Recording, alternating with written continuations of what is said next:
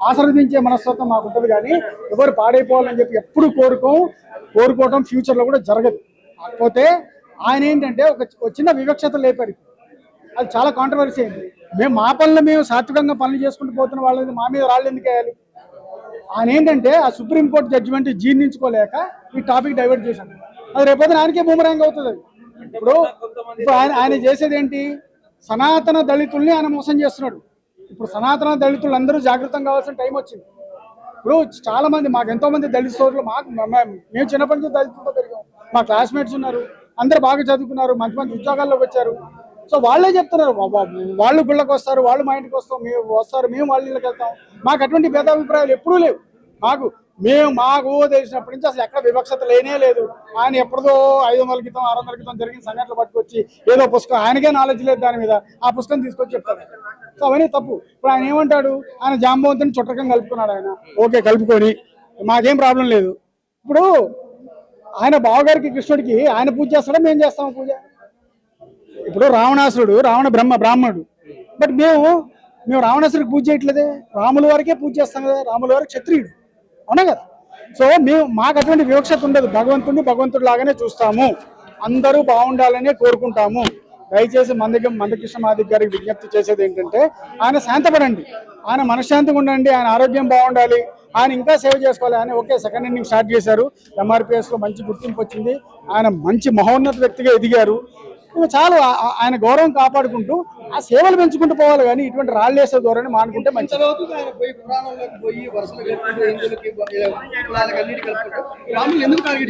అదే చెప్తున్నా కదా, డైవర్షన్. వీళ్ళు అల్పసంఖ్యాకులు, వీళ్ళు ఏమన్నారు అనుకున్నాడు ఆయన. బట్ ఇదివరకులాగా లేరు. ఇప్పుడు బ్రాహ్మణుల్లో చాలా జాగృతం వచ్చింది. భారతదేశం మొత్తం చైతన్యవంతం అయ్యారు. అది చాలా ఎక్కడుందండి? అది ఎక్కడుంది? అదంతా రాంగ్. అది వాళ్ళు అత్యున్నత పొజిషన్ లో వాళ్ళు కూడా వచ్చారు. ఇప్పుడు మాకే రిజర్వేషన్లు, అల్పసంఖ్యాలుగా మేము, వాళ్ళు కాదు. ఇప్పుడు ఆల్రెడీ కొన్ని చోట్ల చేస్తున్నారు కదా. ఇప్పుడు దూపదీప నైవేద్యం మీకు ఐడియా లేదు. ఒకటిసారి వినండి, వాళ్ళు చేస్తున్నారు. ఇప్పుడు ఉన్న వాళ్ళు కొంతమంది చేస్తున్నారు, నాకంటే నేను బాగా చెప్తారు ఆ విషయం. ఇప్పుడు ఏమండి, అర్చకత్వం చేయడం అంటే సామాన్య విషయం కాదు. ఆ రోజు 3:30 లేగలుగుతారా? పొద్దునే 3:30 లేచి ఒక 5-6 దశాబ్దాలుగా మద్య మాంసాలు మానేసుకొని అనుష్ఠాన దీక్ష చేయగలుగుతారా? అంత ఓపిక ఉందా? అరే నేర్పించేది మేమే కదా, అనాదిగా గురువులో మేమే కదా. ఇప్పుడు పాతకాలం నుంచి మీరు 1000 సంవత్సరాల చరిత్ర తీసుకున్నా వాళ్ళందరికీ విద్య బోధించింది మేమే కదా. మీరు పాత గురుకులాలు తీసుకోండి, నేటి యూనివర్సిటీలు తీసుకోండి, మెజారిటీ మేము గురుస్థానంలో విద్య బోధిస్తున్నాం కదా. మేము విద్య పంచే లక్షణం మాది, ఎవరు దోచుకునే లక్షణం కాదు కదా. సో మాకు అటువంటి వివక్షత లేదు. వాళ్ళు ధర్మంగా వస్తే మేము ధర్మంగా నేర్పిస్తాము. రావచ్చు, మేము ఎప్పుడు రావద్దని లేదే. అదే ఆయన ఏంటంటే టాపిక్ కొంచెం కాంట్రవర్సీ క్రియేట్ చేసి డైవర్ట్ చేస్తున్నారు. ఆయన కొంచెం శాంతంగా ఉండాలని కోరుకుంటున్నాము. ఆయురారోగ్యాలతో ఆయన ఉండాలని కోరుకుంటాం. సెన్సిటివ్ అంశం ఎక్కడ ఉందో అక్కడ టచ్ చేస్తే ఏంటంటే టాపిక్ డైవర్ట్ అవుతుంది. సింపుల్ లాజిక్ ఏంటంటే, ఇప్పుడు సుప్రీంకోర్టు జడ్జిమెంట్ ను మభ్యపెట్టాలి, అటు వెళ్తే ఇటు వస్తుంది. దళిత క్రిస్టియన్ల వైపు వెళ్తే హిందూ క్రిస్టియన్లతో ఇబ్బంది, హిందూ క్రిస్టియన్లతో పోతే దళిత క్రిస్టియన్లకు ఇబ్బంది. ఈ రెండిటికి ఎనిమి ఎవరన్నా క్రియేట్ చేయాలంటే ఎవరు దొరుకుతారు? అనాదిగా ఉన్నది ఎవరు? బ్రాహ్మణులు. వాళ్ళని టార్గెట్ చేసినాం అనుకో, ఈ రెండిటి పక్కకు పోయి వాళ్ళిద్దరు ఏకమై ఈయన ముందుకు వెళ్ళడానికి అవకాశం ఉంటుంది సింపుల్ గా. రెండోది, ఇందాక అన్నారు మీరు అర్చకత్వం మేము చేస్తే బ్రహ్మాండంగా రమ్మంటున్నాము, ఆల్రెడీ మీరు ఉన్నారు. బీచ్పల్లిలో ఈ రోజు కూడా ఎస్సీలో మేము పోయి దండం పెట్టి తీర్థ ప్రసాదం తీసుకొని దళితుని చేతిలో తీర్థం తీసుకొని వస్తున్నాం.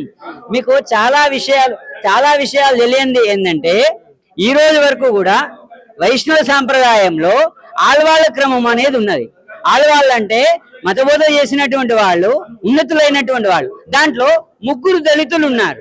ఇంకో గొప్ప విషయం చెప్పాలా, ఆ యొక్క ఆళ్వార్లు అంటే దళితులు లేనటువంటి ఆ దేవాలయంలో మా గురువు అయినటువంటి, మా ఆచార్యుడైనటువంటి చిన్నజీయం గారు తీర్థం తీసుకోడు తెలుసా? అక్కడ వెంకటేశ్వర స్వామి ఉంటాడు. ఇది మీరు చాలా జాగ్రత్తగా గుర్తుపెట్టుకోవాలి. ఇది ఈ రోజు వరకు కూడా తిరుమలలో కూడా జరుగుతున్న సాంప్రదాయం. అంటే వెంకటేశ్వర స్వామి ఉన్నా కూడా అక్కడ ఆళ్వాళ్ళ సన్నిధి లేనటువంటి దేవాలయంలో మా స్వామి వారు తీర్థం కూడా తీసుకోరు. అంటే దళితులకు ఉన్నతమైన స్థానం ఉన్నట్ట లేనట్ట? అక్కడ దళితులుగా మేము చూడట్లేదే. మేము ఆచార్యులు కాదు. మీరు కొన్ని సందర్భాలలో చెప్తున్నారు, చాలా సందర్భాలలో దళితులను గుళ్ళకు రాణిస్తలేరని వాదన కూడా ఎక్కడున్నా సార్, నేను పుణ్యకుంభం పట్టిన ఒక్క దేవాలయం చూపెట్టండి ఈ రోజు. గతం గత ఏమో మా తాతలు నేతులు లాగారు, మా మూతులు వాసన చూడండి అంటే తప్పైతుంది. ఈ క్షణము ఏ దేవాలయంలో అయినా సరే, ఎక్కడైనా సరే దళితునికి ఆలయ ప్రవేశం నిషిద్ధం ఉన్నదా? డైరెక్ట్ క్వశ్చన్ వేస్తున్నా. దీన్ని పబ్బం గడుపుకోవద్దని డైరెక్ట్ మేము విజ్ఞప్తి చేస్తున్నాం. ఎందుకంటే లేని దాన్ని ఎందుకు మాటిగా ఆపాదిస్తున్నారు, లేని దాన్ని ఎందుకు రుద్దుతున్నారు, లేని దాన్ని సమాజంలో అసమానతలు ఎందుకు పెంచుతున్నారు. మేము డైరెక్ట్ అంటున్నాం. నేను పూర్ణకుంభం పట్టిన, ఒక దళితుడికి పూర్ణకుంభం పట్టిన. ఈరోజు దళితుల ఆర్లాలకు ఫస్ట్ ఆళ్వార్లకు అంటే దళితులకు పూజ హారతులు నివేదన అయినాకనే భగవంతునికి చేస్తాం. ఆ సాంప్రదాయం తెలుసుకోమని చెప్పి ఈ రోజు విజ్ఞప్తి చేస్తాం. డైరెక్షన్లు బ్రాహ్మణ విషయంలో జరగదు, గుర్తుపెట్టుకోండి. లేదు, బ్రాహ్మణ డైరెక్షన్ లో జరగదు, శాస్త్రం డైరెక్షన్ లో జరుగుతుంది. దానికి ఒక ఆగమం ఉంటది, 8 రకాల ఆగమం ఉన్నది. పాంచరాత్రాగమము, శైవాగమము తెలుసుకోమంటున్నా. నేనేమంటున్నా, బ్రహ్మాండంగా వేదాధ్యయనం చేయండి, శిక్షణ తీసుకోండి, దాని ద్వారా రండి, దేవాలయ విధులు నిర్వర్తించండి అంటున్నాం. మీరు రాక మమ్మల్ని అంటే ఏం చేస్తాం? మీరు నేర్చుకోండి. ఇప్పుడు టీటీడీలో ఉన్నదా లేదా? వేదం నేర్పిస్తున్నారా లేదా? మరి ఎందుకు నేర్చుకున్నారు? మీరు వేదం ఎందుకు నేర్చుకోవడం లేదు? అవకాశాలు ఉన్నాయి కదా, వేద పాఠశాలలోకి దళితులను ఎందుకు పంపిస్తలేరు? ఈరోజు డైరెక్ట్ స్టేట్ క్వశ్చన్ నేను ఈరోజు మందకృష్ణ మాదిగ గారికి నేను విడుస్తున్నా. ఏంటంటే వేద పాఠశాల ఆఫరిస్తున్నా కూడా దళితులను ఎందుకు వేద పండితులుగా తీర్చిదిద్దలేరు? అరే ఈ రోజు ఉన్న ఇప్పుడు ఇందరికంటే కూడా ఇప్పుడు యంగ్ డైనమిక్ గా మీరున్నారు. ఇప్పుడు మీరు మీడియాకి ఎందుకు వచ్చారు? వేరే చేయొచ్చు కదా. దీంట్లో మీకు ఇంట్రెస్ట్ ఉంది, దీనికి అందుకని మీరు మీడియాలో మీరు కాన్సన్ట్రేషన్ పెట్టారు. అదే విధంగా మీరు శోధించండి, ఎక్కడెక్కడ అన్యాయం జరుగుతుందో మీరు శోధించండి, అది బయటికి తీసుకురండి, దాని గురించి మాట్లాడండి. అంతేగాని బ్లైండ్ గా వేరే వాళ్ళ మీద అపవాదులు వేయటం, వేరే వాళ్ళ మీద బురద చల్లటం, వేరే వాళ్ళ మీద మట్టి తెలిపి మేము చేసిందే కరెక్ట్, వాళ్ళు చేస్తుంది తప్పు అంటే చాలా అన్యాయం. మీరు ఓపెన్ డిబేట్ పెట్టండి, మేము కూడా ఓపెన్ డిబేట్ కు వస్తూ మాట్లాడతాం. ఇంకోటి, ఎక్కడైతే మీరు వాలంటరీగా మీరు బయట ప్రపంచంలో అన్ని చోట్ల ప్రపంచంలో ఎక్కడైనా సరే ఇటువంటి అన్యాయం జరుగుతుందని మీరు చెప్పగలిగితే దాన్ని మేము స్వాగతిస్తాం. అది మందకృష్ణ గారికి పద్మశ్రీయే చాలేదని అర్థం అవుతుంది. దీంట్లో ఒక పొలిటికల్ లీడర్ గా అంత స్టేజ్కి తెచ్చుకుని ఇప్పుడు డైవర్ట్ చేయాలి అంటే ఎవరు? బ్రాహ్మిన్స్ పడాలి. బ్రాహ్మిన్స్ అంటే ఎవరు? దేశాన్ని సౌభాగ్యము కోరుకునేవాడు. కాబట్టి దళితుడు వచ్చినా మంచిదే చెప్తాడు, ఎవడు ఇంకోటి వచ్చినా మంచిదే చెప్తాడు. అలా చెప్పగలిగే ధైర్యం ఏనండి. బీసీలు దళితుడు కూడా రిజర్వేషన్లు పోకూడదు, అన్ని కావాలి, వసతులు కావాలి. ఇది పోకుండా మాత్రం నాకు రిజర్వేషన్ కావాలి. ఇక్కడ ఈ బ్రాహ్మణు ఏది లేకుండా ఉన్నా కూడా అందరి క్షేమం కోరేవాడు బ్రాహ్మణుడు. వాడికి రాయేయాలి, వాడు రాయేస్తే వీళ్ళందరూ మనవాళ్ళు, నాకు ఓట్లు వస్తాయి, రేపు ఇంకో పద్మశ్రీ వస్తుంది, రేపు ప్రధానమంత్రిని అవుతుంది. ఇది తప్పితే ఏం లేదు మందకృష్ణ గారి దగ్గర, ఇది గ్యారెంటీ. ఈ బ్రాహ్మణుడు చాలా స్వభావుడు, అందరి గురించి కోరేవాడు. కాబట్టి వాళ్ళకి రాయేద్దాం మనం. ఆ రాయేస్తే తోట తగిలితే వీళ్ళంతా పక్కకి వెళ్తారు, వీళ్ళందరూ యాక్టింగ్ చేయొచ్చు. ఓకే, ఉంది ఆయన కోరిక. ఎందుకంటే ఒక హైలైట్ అవ్వాలంటే ఒక పథకం తీసుకోవాలి, ఒక పథకం కావాలి. పథకం లేకపోతే హైలైట్ కావాలి. ఇప్పుడు దాకా ఆయన తీరు వేరు, ఇంకా హైలైట్ కావాలంటే ఇంకా చేయాలి. ఎవరికి రాయి దొరుకుతుంది. ఓకేనా, bye, thank you. Padmashri Mandakrishna Madiga గారు పెద్దలు, ఆయన ఎంతో పోరాటాలు చేసిన వ్యక్తి, వర్గీకరణ గురించి చేసిన వ్యక్తి. ఇవాళ ఒక సమాజం, ఒక బ్రాహ్మణ సమాజం భుజం మీద గన్ను పెట్టి మిగతా హిందూ సమాజాన్ని అన్నింటినీ కూడా టార్గెట్ చేసినట్టు మాట్లాడిన విధానాన్ని మేము నిరసిస్తూ, దానికి సంబంధించి ఆయన మాట్లాడిన ప్రతి పాయింట్ ఏదైతే రేజ్ చేసిన విషయాలు ఉన్నాయో వాటిలో ఉన్న వాస్తవాల్ని ఈ ప్రెస్ మీట్ ద్వారా తెలియజేయడం జరిగింది. పాయింట్ టు పాయింట్ బ్రాహ్మణుల గురించి మాట్లాడిండు, దళిత హిందువులకి వ్యతిరేకంగా మాట్లాడిండు, దళిత హిందువులు మేము దళిత హిందువులకి, దళిత బీసీలకి, ఇతర హిందువులకి అందరికీ మద్దతుగా మేము మద్దతు కోరుతున్నాము, మేము మద్దతు ఇస్తాము. మేము ఏవైతే విషయాలు మందకృష్ణ మాదిక్ గారు ఏవైతే వాస్తవాలకి విరుద్ధంగా మాట్లాడారో వాటిని వ్యతిరేకిస్తున్నాము. వారు పెద్ద మనిషిగా వారు పద్మశ్రీ వివక్షత లేదని అంటారా ఇప్పటికి కూడా? బ్రాహ్మణులకి లేదండి, దళితుల వివక్ష లేదు. ఇంకోటి ఏవైతే వాస్తవాలకు విరుద్ధంగా మాట్లాడిన మాటలు ఉన్నాయో 50% ఆల్రెడీ అర్చకత్వంలో 26 రకాల కులాలు ఉన్నాయి. 90% గ్రామ దేవతలు. 26 రకాల కులాలలో ఎంత మంది ఉన్నారనే ప్రశ్న 26 రకాల కులాల్లో మీకు టీటీడీ నిర్వహించిన ఎగ్జామ్స్ లో కూడా, అర్చకత్వం ఎగ్జామ్స్ లో కూడా 26 కులాలకి సంబంధించిన ఎంతమంది ఉన్నారు అంటే ఆ ఎగ్జామ్ రాసే దాంట్లో దానికి ఎలిజిబుల్ అయిన వాళ్ళని మాత్రమే తీసుకుంటారు. ఇప్పుడు బ్రాహ్మడైనంత మాత్రాన నాకు వాక్శుద్ధి లేదు, నేను ఇది లేకపోతే నేను ఇనెలిజిబుల్.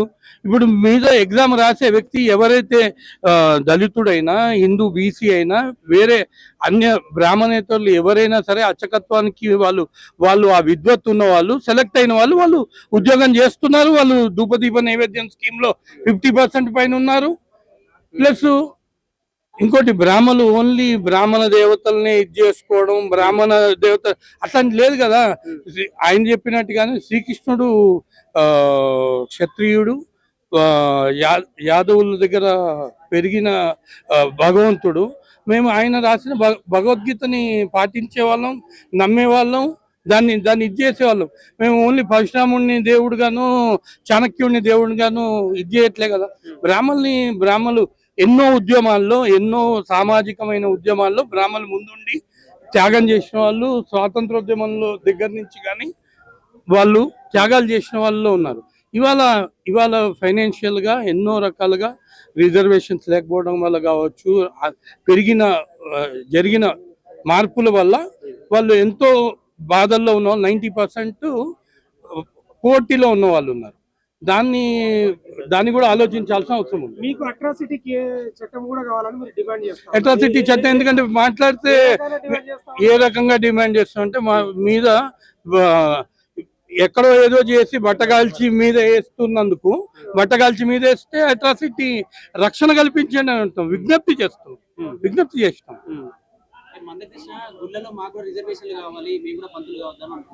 100% ఆల్రెడీ ఉంది. 50% పైన ఉన్నారు. ఎప్పటి నుంచి ఉన్నారు? 30 సంవత్సరాల నుంచి నడుస్తుంది. ఇవాళ తెలుసుకోకుండా ఒట్టిగా బట్టగాల్చి మీద ఎండోమెంట్ చట్టంలో ఉంది. అది ఎక్కడైనా 1-2% అయితే దానికి బ్రాహ్మణులు కారణంగా స్థానిక సమస్యలు, వాళ్ళు ఎవరన్నా తప్పు చేస్తే ఆ బట్ట కాల్చి బ్రాహ్మణం మీద మొత్తం కులం మీద మొత్తం వేసేయకూడదు కదా. ఇప్పుడు పురోహితం మీ కుల వృత్తి ఏం కాదా? పురోహితంలో ఉన్న వాళ్ళు ఉన్నారు. అర్చకత్వంలో, పురోహిత్వంలో ఎప్పుడు ఏళ్ళగా తరతరాలుగా ఉన్న వాళ్ళు ఉన్నారు. కులవృత్తిగా ఉంది. వేరే దాంట్లో కూడా ఉన్నారు. ఇప్పుడు ఒకళ్ళు ఐటీ చేస్తారు, జర్నలిజంలో ఉంటారు, ఒకళ్ళు అడ్వకేట్ గా ఉంటారు. ఎవరెవరు వృత్తి పరంగా, జీవనాధారంగా దాంట్లో ఉన్న వాళ్ళు కూడా ఎన్నో త్యాగాలు చేయాల్సి వస్తుంది. వాళ్ళని అమానుషంగా ఇది చేయడం ఉండేదే తక్కువ పర్సెంటేజ్. సర్వే జన సుఖినో భవంతు, సమస్త లోక సుఖినో భవంతు అంటూ ఈ సమాజంలో ప్రతి వ్యక్తి సుఖంగా ఉండాలి. ఒక మనుషులే కాదు, పశువులు కానీ సమస్త ప్రకృతి కూడా సస్యశ్యామలంగా ఉండాలని నిత్యం భగవంతుని పూజించే కుటుంబాలు మావి. ఈరోజు మా మీద జరుగుతున్న దాడి, సరే ఏదన్నా ఉదాహరణలు ఇప్పుడు ఇంతకుముందు మీరు అడిగినట్లు బ్రాహ్మణులు అసమానతలు అన్నప్పుడు రోజు ఎక్కడో వింటుంటాం, కానీ ఒక్క ఉదాహరణ కనుక కనిపిస్తే మీ ముందు, మీ పత్రిక, మీ ఎలక్ట్రానిక్ మీడియా ముందు ఫలాని బ్రాహ్మణుడు ఈ అసమానతలను ప్రోత్సహించిండు అనండి, చట్టములో ఉన్నది.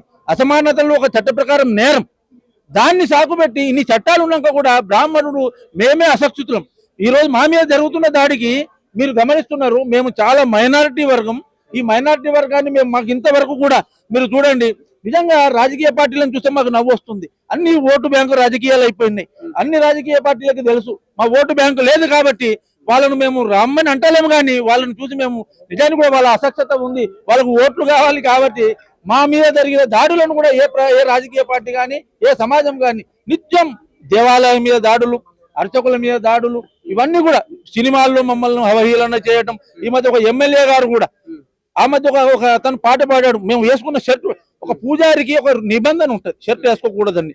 ఆ నిబంధనను కూడా నువ్వెందుకు, మేము షర్ట్ వేసుకున్న వాళ్ళకే అంటే మీరు అన్నందుకు ఏ విధంగా మేము అట్రాసిటీ అడుగుతున్నది మీరు అడిగారు కాబట్టి అట్రాసిటీ మాకు కావాలి. మేము ఏ బట్ట కట్టుకున్నా కష్టమే అయిపోయింది. నిజానికి గుళ్ళల్లో 5,000 10 మీరు ఇప్పుడు మీ కాలనీలలో దేవాలయాలు ఉండొచ్చు, ఒక అర్చకుని దగ్గర పోయి అడగండి, వాళ్ళకు ఏ గవర్నమెంట్ ఇవ్వదు. ఆ లోకల్లో ఉన్న యాజమాన్యం, టెంపుల్ యాజమాన్యం 5,000 10,000 ఇస్తే ఒక 10,000 తోటి జీవనం గడుపుకుంటూ అంత దుర్భర జీవితాలను కూడా మేము అంత దుర్భర జీవితాన్ని అనుభవిస్తూ కూడా నిత్యం దేవాలయంలో మీరు ఎక్కడ చూడండి, మీరు ఒకసారి దేవాలయానికి పోతే మొత్తం మీతో పాటు మీ కుటుంబం యావత్ సమాజం సస్యశ్యామలంగా ఉండాలి. 10,000లో జీవన విధానం సాగుద్దా? ఇప్పుడు ప్రభుత్వం కూడా చూడండి, మీరు ఇంత అడుగుతున్నారు, మీరు దీన్ని మీరు సబ్జెక్ట్ ప్రభుత్వం దృష్టి కూడా తీసుకెళ్ళాలి. ఏదైతే మీరు అన్ని కులాలు పూజారులుగా ఉన్నారా అంటున్నారు కదా, దేవాదాయ శాఖ ఎండోమెంట్ చట్ట ప్రకారం 26 కులాలు పూజారులుగా ఉన్నారు. వాళ్ళకి ఇచ్చే జీతం 12,000 రూపాయలండి. ధూపదీప నైవేద్యం కింద 10,000. 10,000 తోటి ఎక్కడ జరుగుతుందా? దీన్ని అడగడు. ఏ మందకృష్ణ మాదిగా అయితే ఇప్పుడు మా వాళ్ళు లేరు, 3,000 మంది 3,600 మంది పూజారులు, మా వాళ్ళు 500 మంది ఉన్నారు. మిగిలినంతా 26 కుటుంబాలు ఉన్నాయి. ఆ 26 కుటుంబాలు మీరు ఒక మన జీవన విధానం 10-12 తోటి జీవనం కొనసాగిస్తారా? మరి వాళ్ళ జీవన విధానం గురించి మాట్లాడాలి. దేవాలయాలు మనకు ఒక జాతి నిర్మాణాలు. దేవాలయాలు అనేది మన దేశం సస్యసమం ఉండే భగవంతుడు అనేవానికి మనం అందరం గౌరవించుకోవాలి. మనం చిన్న ఏ కార్యక్రమాలు చేసినా ఫస్ట్ భగవంతుడిని మనం ఆశీర్వచనం తీసుకుంటాం. అలాంటి దేవాలయాల్లో బ్రాహ్మణులే కావచ్చు, అన్ని కులాలం కావచ్చు, అందరం కూడా ఇబ్బంది పడుతున్నారు. అందరి గురించి ఆలోచించండి. కానీ ఒక బ్రాహ్మణులనే టార్గెట్ చేయటం మరి ఏం ఆశించి చేస్తున్నాడా? దయచేసి ఆ దళితుల్లో ఉన్న హిందువులు కానీ, దళితుల్లో ఉన్న ఏదైతే బీసీలో ఉన్న వాళ్ళు కూడా ఆలోచించాలి. ఏ రకంగా మందకృష్ణ మాది గారు ఎటు డైవర్ట్ తీసుకుపోతున్నాడు. ఈ బ్రాహ్మణులు మాదంతండి 1% 2% కూడా లేము. మమ్మల్ని ఎందుకు బలి పశువులుగా చేస్తున్నా మాకే అర్థమైతలేదు. కాబట్టి ఈ బలి పశువులు ఏ ఉద్దేశంతో చేస్తున్నా ఆయన సమాధానం చెప్పాలి. బ్రాహ్మణ వర్గం ఎంతో ఇందులో ఇంకొకటి అండి, ఈయన అసమానతలు మేము పూజారులుగా లేరా అంటున్నారు కదా. మా దాంట్లో నా పేరు రాఘవరావు, నేను పూజారిని కాదు. ఇక్కడ ఉన్న వాళ్ళం ఎవరు పూజారులం కాదు. మా దాంట్లో కూడా ఒక 0.5% కూడా పూజారులు లేరు. ఏంటంటే ఆ పూజారులు వచ్చి 5-10 వేలతోటి జీవనాలు గడవవు. కాబట్టి మేము పూజారిగా చేయడానికి కూడా మేము ముందుకు పోలేకపోతున్నాం. ఇంకా మా మీద పడి ఇంకా మీరు అర్చకులు మీ హక్కు అంటే మేమేం చెప్తాం? మేము అందరినీ రమ్మంటున్నాం. ప్రభుత్వం కూడా అందరినీ నియమిస్తుంది. ఇందులో కొన్ని దేవాలయాలకు కొన్ని ఆగమ శాస్త్రాలు ఉంటాయి. ఇప్పుడు ఫర్ ఎగ్జాంపుల్ సమ్మక్క సారక్క ఉంది, అక్కడ మేము బ్రాహ్మణులు పోయి చేయలేమే. అక్కడ వాతావరణం, అక్కడ గిరిజనుల సాంప్రదాయం, ఆ దేవాలయంలో వాళ్ళే చేయాలి. నాగోబా టెంపుల్ ఉంది, గిరిజనులే చేయాలి.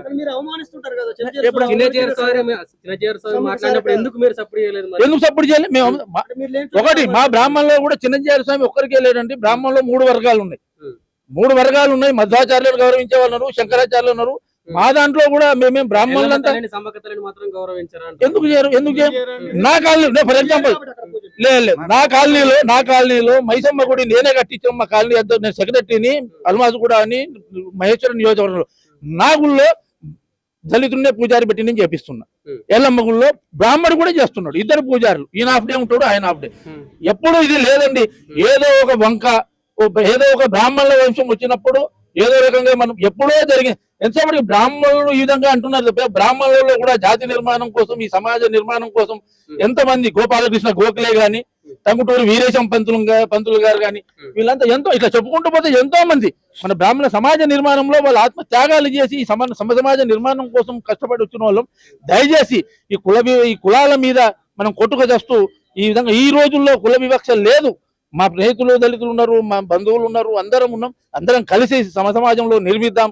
కొత్త ఎక్కడికో వెళ్ళిపోతుంటే ప్రపంచ దేశంలో ఏదో అత్యున్నత స్థాయికి పోతున్న ఈ సమయంలో ఎంత దుర్మార్గమైన చర్య అంటే ఇంకా కులాల మధ్యన మనం ఇలాంటి కుంపట్లు పెట్టుకొని విడిపోవటం అనేది మీరందరూ ఆలోచన చేయాలి. దయచేసి మందకృష్ణ మాది గారు ఇది ఆలోచన చేసి ఇప్పటికైనా ప్రజాస్వామ్యంలో మనందరం ఇప్పుడు చూడండి, మేము కోరుతున్నాం 2% 1%. అసలు మీరు నమ్మరు. మేమేదైనా ఇప్పుడు నిజంగా చెప్పాలంటే పల్లెల్లో మేము ఎవరం లేమండి. నాది యాదాద్రి భువనగిరి జిల్లా, మాది ఒకటే ఇల్లు ఉంటే నేను హైదరాబాద్. మా మండలంలో మొత్తానికి ఎవరు లేరు బ్రాహ్మణులు. ఊళ్ళల్లో పూజారులంతా దళితులే, అన్ని రకాల. మా ఊర్లో ఒక విశ్వకర్మ పూజారి మా శివాలయంలో. అసలు పల్లెటూళ్ళలో ఎక్కడ లేరు దేవాలయాలు. ఏదన్నా ఉన్నారంటే జీవనాధారం కోసం, పిల్లలను చదివించుకోవడం కోసం, ఆర్థికంగా నిలబడడం కోసం వచ్చి హైదరాబాద్ లో చేరినాం తప్ప మీరు హైదరాబాద్ లో చూడండి దాదాపు మా బ్రాహ్మణుల సంఖ్య ఎక్కువ ఉంటుంది. కానీ పల్లెల్లో మీరు ఎంత వెతికినా, మీరు మండలం అంతా వెతికినా ఒక కుటుంబం కూడా లేదు. ఎందుకంటే జీవనాధారం లేదు, అక్కడ బతికే మాకు అవకాశాలు లేవు. అన్ని వదిలేసుకొని నగరంలో ఏదో పొట్ట చేతి పెట్టుకొని చేసే వాళ్ళం ఉద్యోగాలు చేసుకుంటున్నాం. ఎంతో మంది దేవాలయాల కోసం. ఇంకోటి, ప్రైవేటు దేవాలయాల్లో బ్రాహ్మణ చేయాలని ఎక్కడ లేదు. ఏ కాలనీలో కానీ ఎక్కడ గుడి కట్టినా వాళ్ళ యాజమాన్యం, ఆ టెంపుల్ కమిటీ ఎవరిని పెట్టుకోవాలనేది వాళ్ళ ఇష్టం. అక్కడ కూడా మేమైతే డిమాండ్ చేయలేం కదా. ఆ టెంపుల్ కమిటీ దగ్గర పోయి అయ్యా మీ గుళ్ళో మా బ్రాహ్మణ్ణి పెట్టుకోమని అడుగుతామా? ఆ టెంపుల్ కమిటీ ఇష్టం, వాళ్ళు మేము మా బ్రాహ్మణ్ణి పెట్టుకోవాలని ఎక్కడ లేదు. దయచేసి ఎవరినైనా పెట్టుకోవచ్చు, ఎండోమెంట్లో లేదు. కాలనీ దేవాలయాల్లో అది టెంపుల్ కమిటీలో ఇష్టం. ఇక మా డిమాండ్ ఎక్కడుంది? బ్రాహ్మణులు మా గుత్తాధిపత్యం ఎక్కడుంది? కాబట్టి దయచేసి మీరు అందరూ అర్థం చేసుకోండి. మమ్మల్ని గురిపెట్టి మా మీద బాణం పెట్టి మరి ఇన్ని రోజులు పోరాడిన ఆ దళిత జాతికి అన్యాయం చేస్తున్నాడు. ఆ దళిత జాతిని మభ్యపెట్టడం కోసం దళితులంతా ఒకటి కావాలి. మన భారతీయ హిందువులు, హిందూ దళితులు, హిందూ బీసీలు అందరూ ఒకటే ఈయనకు సమాధానం చెప్పాల్సిన అవసరం ఉంది. దయచేసి మీడియా కూడా సహకరించాలి.